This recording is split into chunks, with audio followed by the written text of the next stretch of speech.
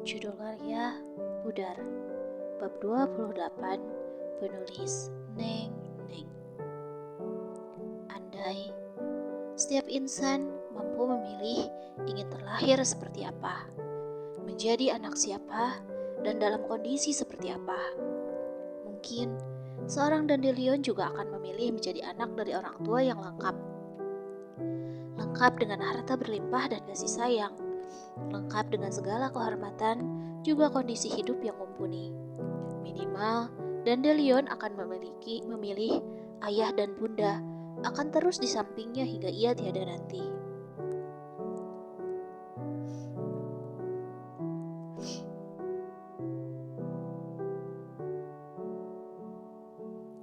Namun, sekali lagi, takdir hidup itu bukan kita yang menentukan. Ada satu zat yang maha penentu. Lili menatap nanar pada jalanan di hadapannya. Hari ini, Lili sudah diperbolehkan untuk pulang dari rumah sakit. Dokter bilang kondisinya sudah cukup membaik. Meski sejujurnya, Lili masih sering merasa kesakitan. Namun, ketika Lili harus merasa menggigil seorang diri di rumah sakit, Lili rasa itu terlalu menyedihkan.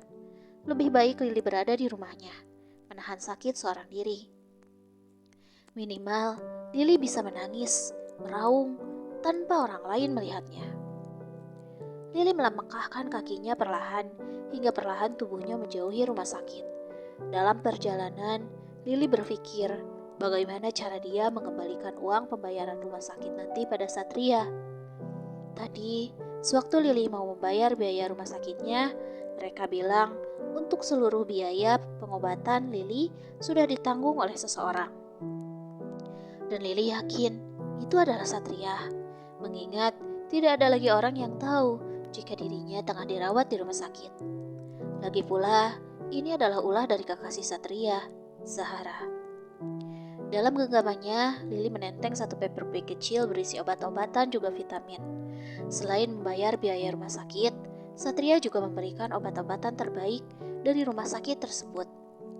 Lili tidak meminum obatnya sama sekali. Selain tidak pernah ada yang mengingatkan, Lili juga sudah tidak berminat lagi. Mata Lili terpaku pada sebuah gambar yang berada di depan kaca sebuah toko jus. Gambar buah berwarna hijau dengan bulatan kecil. Dalam pandangan Lili, kenapa buah itu terlihat begitu segar jika Lili memakannya? Ini menyiksa. Air liur Lili hampir saja menetes. Sungguh, betapa Lili menginginkan buah tersebut. Lili segera menelan salivanya meski susah payah. Tangannya menyentuh perutnya. Tidak, ini pasti keinginan tidak-tidak dari anak yang dikandungnya. Lili akan menekan keinginannya.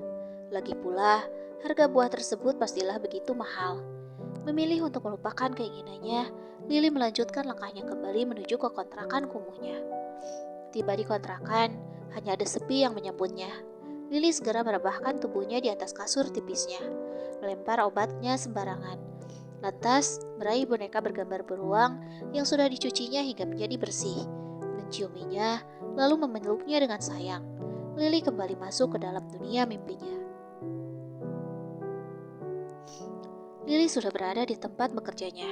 Bu Ratna menyambutnya dengan raut khawatir dan meminta maaf karena tidak sempat menjenguknya. Lili hanya mengangguk, lalu terdiam, mencoba mengerjakan kembali apa yang seharusnya dikerjakannya. Enak banget sih jadi loh, sakit dikit bisa langsung izin, gak kerja. Gue tuh capek tahu kerja sendirian. Lili memilih untuk mengabaikan segala ocehan yang dilontarkan oleh Ratih, memilih untuk kembali melanjutkan pekerjaannya.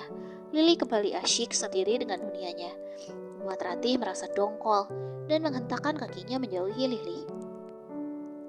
Hari ini pelanggan begitu banyak, bahkan hingga waktu menunjukkan pukul 10 malam, pelanggan malah datang semakin membludak. Membuat Bu Ratna, Ratih juga Lili kewalahan. Tapi dengan sabar dan telaten, mereka saling bahu-membahu melayani pelanggan satu persatu.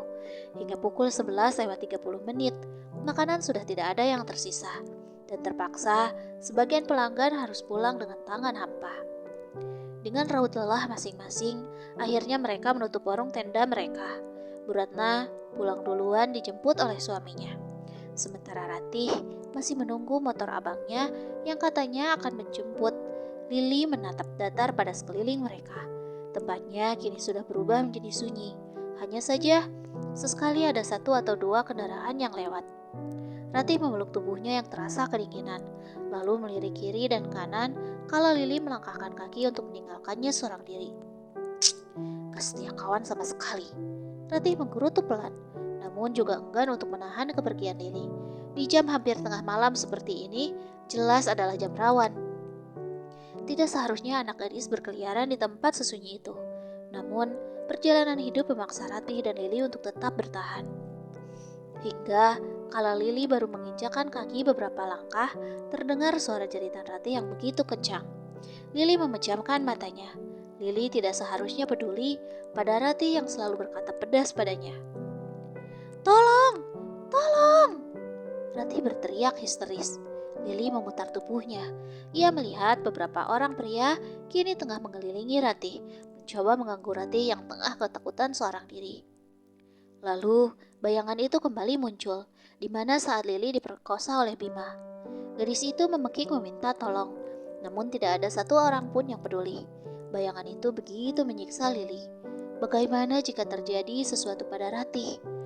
Maka, Lili akan merasa bersalah di sisa hidupnya. "Tolong!" Pekikan itu kembali terdengar memilukan. Langkah Lili kini memutar menuju tempat Ratih berada. Tatapan Lili datar juga dingin. Lili tahu ini tidak akan mudah menghadapi 3 orang preman yang hendak melecehkan Ratih setelah mereka merampas tas Ratih. Lili hanya perempuan lemah. Bahkan Lili tidak yakin jika ia bisa lolos juga nantinya. "Jangan ganggu Ratih," ucap Lili datar, membuat atensi ketiga preman yang sedang menggoda Ratih berpindah pada Lili. Sementara Ratih membulatkan matanya lebar. Kenapa Lili harus kembali untuk menolongnya? Tawa mengejek keluar serempak dari mulut ketiga preman tadi. Lili masih menatap datar pada mereka semua.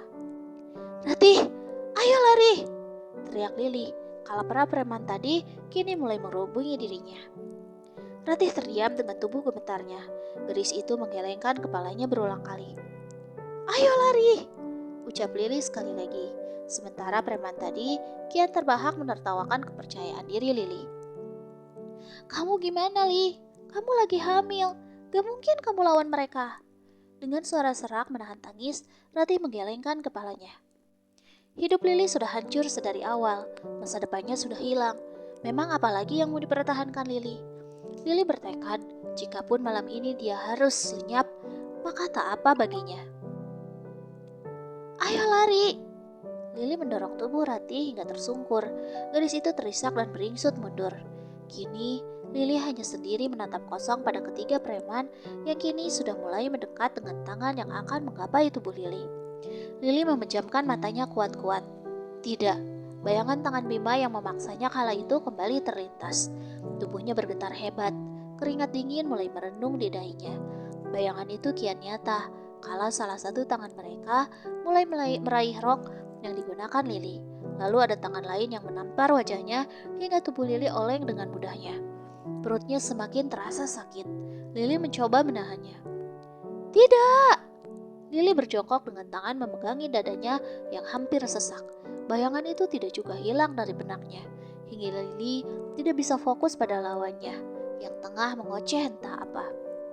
"Jangan!" Lili menggelengkan kepalanya berulang kali.